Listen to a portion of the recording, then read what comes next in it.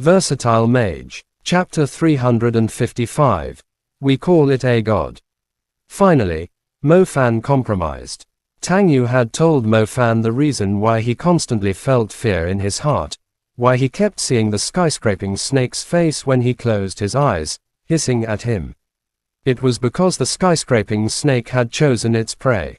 When the time came, it would appear out of nowhere like before and swallow him alive. Oh. If you aren't aware, snakes like to eat their prey alive. You won't die straight away once you get swallowed. You will be digested slowly instead, Tang Yu further clarified, leaving Mo Fan shivering in fear. Sis, please say no more. I've already promised to go with you. Mo Fan put on a long face. Mo Fan followed Tang Yu to West Lake. As they arrived, they immediately boarded a boat and rowed out to the center of the lake. The water was clear and calm. White clouds could be seen reflected around the little boat. Normally, Mo Fan would start having lewd imaginings when alone with Tang Yu on a little boat, imagining what he could do to her while isolated. However, he could not do it this time. His mind was implanted with fear, making him uneasy at all times. To an extent, when Mo Fan stared into the clear water, he could somehow see a gigantic coiled-up body deep inside, right under the boat. The boat floated like a leaf, while the body beneath it was only the tip of an iceberg. The water suddenly turned darker, as a snake's face approached him from the darkness. He found himself in a deep abyss, lost in fear. What was happening? Mo Fan had never felt so disconcerted. Could it be that Tang Yu was actually speaking the truth?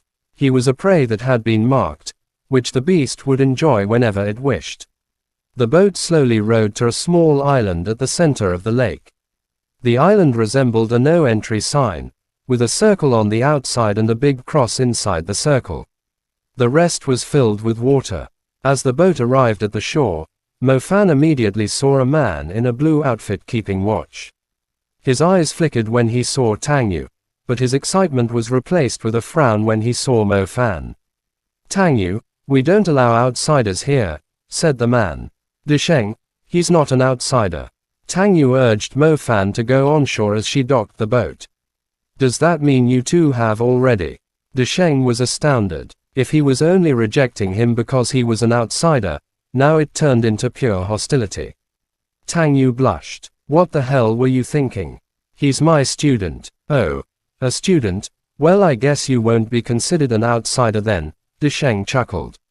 His hostility quickly vanished. So you guys are in charge of this island. I initially thought it was open to visitors, Mo Fan said.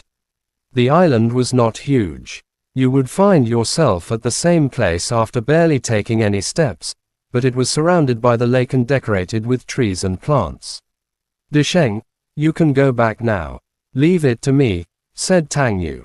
Oh, sure thing. Disheng took the boat and left without hesitation. Mo Fan was intrigued. Isn't this island empty? Anything could happen when a man and a woman are left alone. Does he really believe we are only teacher and student? The thoughts filled Mo Fan's mind, but as he expected, they were soon replaced with the snake's face.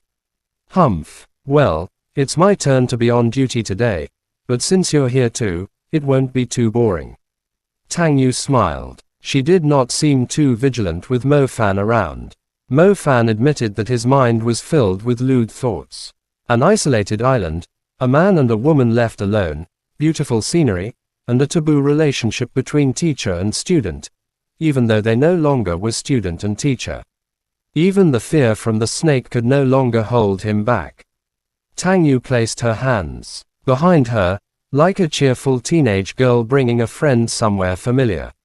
Her walking pace was slow and relaxed, and she looked amiable and gentle, unlike her breathtaking and imposing aura as a teacher when he first met her.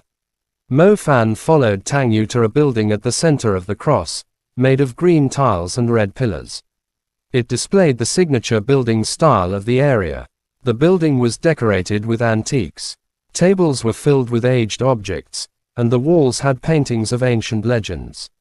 The wall paintings depicted humans and an ambiguous demon beast, a village, lakes, and some weird-looking creatures surrounding the village in a circle.